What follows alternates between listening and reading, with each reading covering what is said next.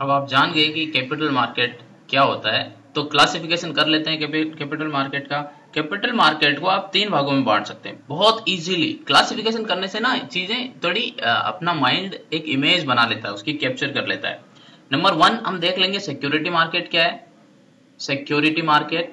Number two हम देख लेंगे डेवलपमेंट फाइनेंशियल इंस्टीट्यूशंस। ये मैं बोलता रहा हूँ हर पूरे वीडियोज में जब पढ़ा रहा था ना आपको, तब ये बोला था मैंने, तो तब ये हम अब ये पढ़ लेंगे डेवलपमेंट फाइनेंशियल इंस्टीट्यूशंस। और तीसरा जो है वो इंटरमीडियरीज, इंटरमीडियरीज मतलब दलाल, इंटरमीडियरीज, है ना। ये तीन चीजें, इन तीनों में क्लासिफिकेशन हो जाएगा।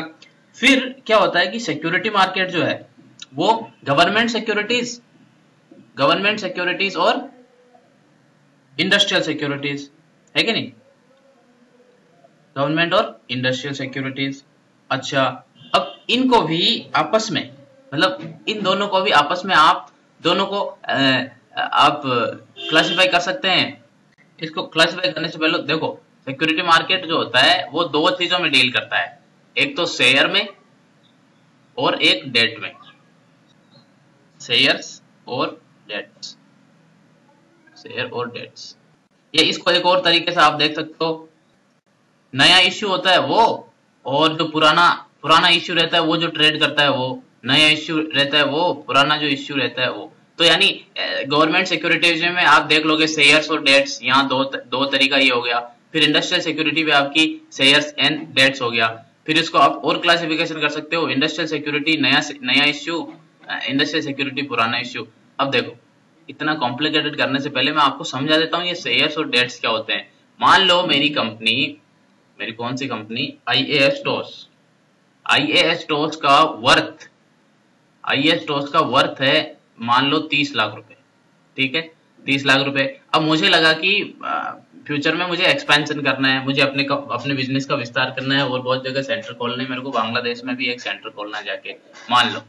तो मेरे को सिर्फ 10 लाख चाहिए। आप बोलोगे क्या कितना सा पैसा मांगता रहता है, 10 लाख रुपए मेरे को एक्स्ट्रा चाहिए, 10 लाख रुपये चाहिए, चाहिए। अगर ये 10 लाख रुपए चाहिए तो क्या होगा, मान लो मेरे पास पैसे नहीं है तो मैं 10 लाख रुपए किसी न किसी से लूंगा। तो मेरे पास और किसी के पास भी दो ही तरीके होते हैं ना पैसे लेने का, कोई भी कंपनी के पास। ये क्या है, कंपनी है कि नहीं।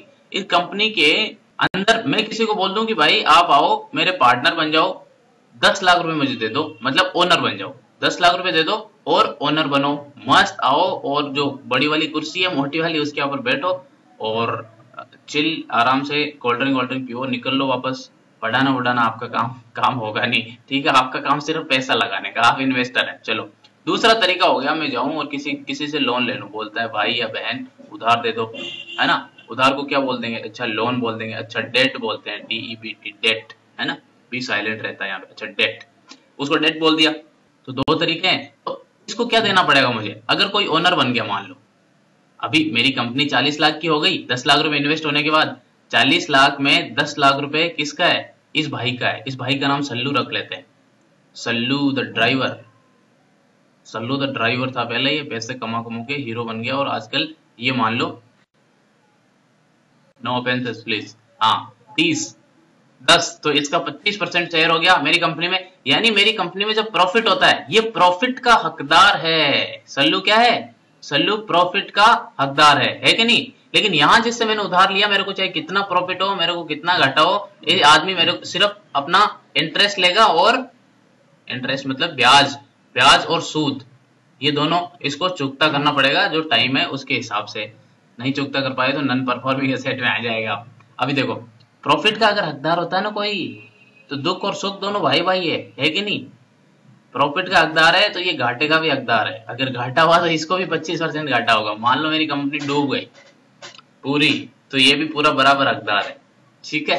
तो अब देखो, दो तरीके होते हैं पैसा जनरेट करने के, लॉन्ग टर्म के लिए, क्योंकि बिजनेस एक्सपेंशन के लिए पैसा लॉन्ग टर्म में ही लिया जाता है।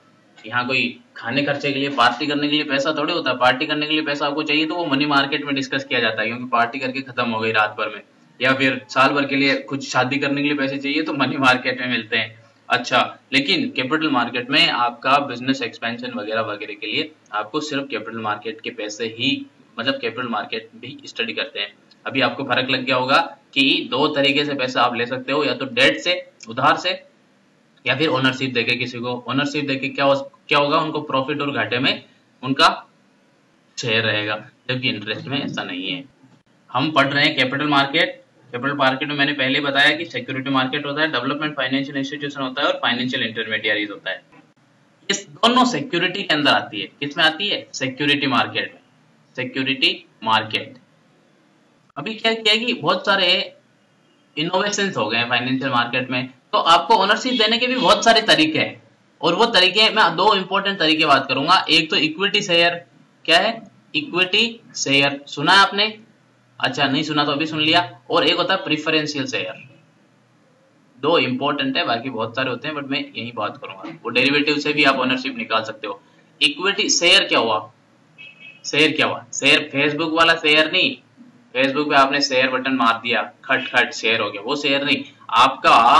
हाँ यार, ये वीडियो तो शेयर कर दो फेसबुक पे, याद आया शेयर से। अभी शेयर होता है, अरे चॉकलेट वॉकलेट लाते हो, दोनों शेयर करके खाते हो शाम को, खाते हो कि नहीं खाते हो? शेयर मतलब मिल बांट के, बांट के हिस्सा, है कि नहीं? तो अगर आपको इक्विटी शेयर मतलब वही मैंने कहा, आपको कंपनी में थोड़ा सा हिस्सा मिल गया तो वो हो गया शेयर आपका। अच्छा, प्रेफरेंशियल शेयर क्या होते हैं, ये दोनों के अंदर फर्क अभी देखेंगे हम, ये अगले वीडियो में देखेंगे।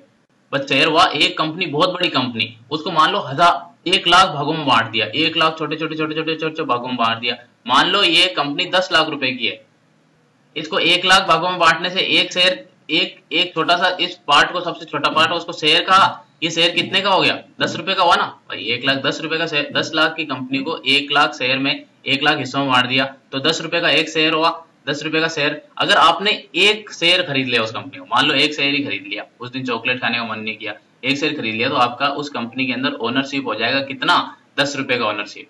मतलब 10 रुपए का ओनरशिप हो गया, मतलब क्या? ओनरशिप ओनरशिप है। अच्छा, आप देखो लोन मार्केट में, तो लोन मार्केट के अंदर, डेट मार्केट के अंदर दो इंपॉर्टेंट चीज आप देख लो, bond and debenture. Bonds and debentures, ये क्या होते हैं, क्या कैसे दिखते हैं, कौन सा फेयरनेस क्रीम लगाते हैं, इन सब के बारे में हम बात करेंगे डिटेल में अगले वीडियो में।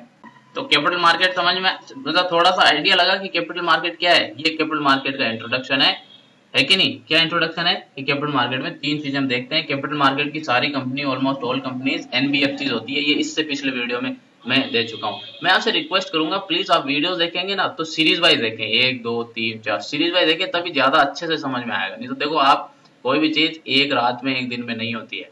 बहुत कम, छोटी, बहुत बहुत छोटे किस्म की चीजें होती है, रात और दिन में, एक एक दिन में टाइम लगता है कोई भी चीजें करने में। कोई भी करो अच्छे से करो, ठीक है? 10-10 मिनट की वीडियो है, देख लो फटाफट 1 घंटे में। बाथरूम में बैठे बैठे देख लो ना, क्या है, कहाँ जाओगे? चलो लाइक कर दो facebook.com/ias.tos, ठीक है? और तो क्या, youtube.com/ ये वाला ias.tos आप डालोगे तो सब्सक्राइब कर लो, और चिल रहो, मस्त रहो पूरा दिन आपका। Bye bye.